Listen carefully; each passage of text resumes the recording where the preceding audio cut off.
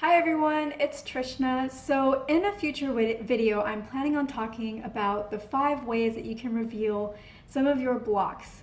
So a lot of times whenever we're trying to use the law of attraction, we are doing a lot of visualization or we're trying to heal some of our blocks and our resistance, and we just aren't able to attract into our lives our desire.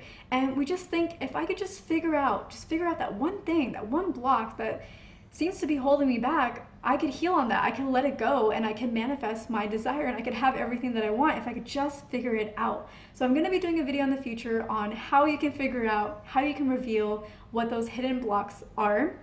But in this video, I kind of felt called to talk about one of the blocks that I had that I couldn't figure out for the longest time in some of my personal situations. So in my romantic life for 5 years, so half a decade, I kept attracting lonely guy after lonely guy after lonely guy. And obviously, this was before I really trusted my intuition and trusted what I was seeing. So anyways, I kept attracting lonely guy after lonely guy after lonely guy. And it's not like when I would date these guys, I would notice that they were lonely and be like, oh, they're lonely, I want to date them. They seemed happy. They often had a lot of friends. Sometimes they were very close to their families. They seemed to have a very full life. And so I didn't notice and I didn't listen to my intuition that they were lonely. But every time, not almost every time, every single time, at some point in the relationship, they would tell me, Trishna, you seem like a really happy person. I'm not. I'm always sad or I'm always lonely. Lonely would always come up in these conversations. And I would just be surprised. I'm like, but you don't seem lonely. And eventually, that would often be the result of why we would end up breaking up, because they were lonely and so they wanted a girlfriend to fill that void, and you can't fill that void of loneliness by through external means. So then they would try to find a dog and they would get a dog because they felt like then I won't be lonely, and it would just be the cycle.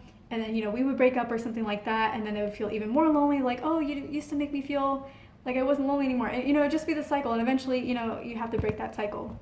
So I couldn't figure out, why do I keep attracting lonely guys? And I don't know if I already mentioned this, but I also used to attract a lot of lonely friends because I myself didn't feel lonely. When they said you seem like a really happy person, they were right. I was a really happy person. I didn't feel lonely. I didn't feel alone. And it just didn't make sense to me, because a lot of times there is mirroring in relationships, and whatever we feel, the other person is feeling as well, and we're just kind of throwing energy around. So if I'm attracting lonely guys, then I must feel lonely.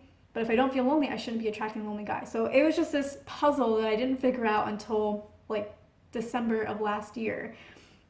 And essentially what it was I realized that I don't like seeing people being lonely, and I never have. When I was little and I would go to the restaurant with my family, sometimes I would see a guy, usually a guy actually, sitting by himself eating alone. And I would have a hard time enjoying my meal with my family because I felt like, oh, he's alone.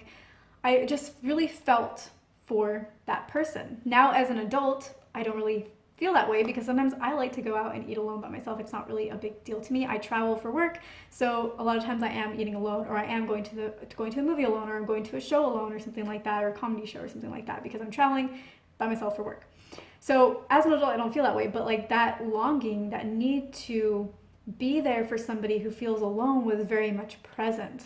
And I realized that 5 years after going through this continuous cycle, that was why I was attracting lonely partners and also lonely friends. It's because for me, I don't want people to be alone. And for them, they don't want to be alone. And so we're a perfect match because they don't want to be alone and I don't want them to be alone. And so we match up until a certain point when we can't match anymore because that void can't be filled through external means. So that was just such a puzzle for me, but the moment that I figured it out, a lot of things changed in my relationship, and I just don't have that problem anymore. So I hope that helps you. Sometimes our block isn't a reflection directly, but it's a way that we fit together with the people that are coming into our lives. If we are having a lot of needy people in our lives, maybe we have a block where we feel like we always need to be doing something, or we always need to be needed. So it's not always a direct reflection where I'm attracting somebody who's lonely because I'm lonely.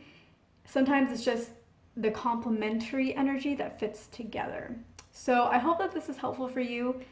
If you keep finding yourself in the same cycle, maybe don't think about like how are we the same, think about like how do we fit together, what's making you, how do we fit like a lock and key. So I hope this is helpful, just something I was called to share with you. And thank you for watching. Don't forget to leave me a comment and to give me a like and to subscribe, and I will see you in my next video.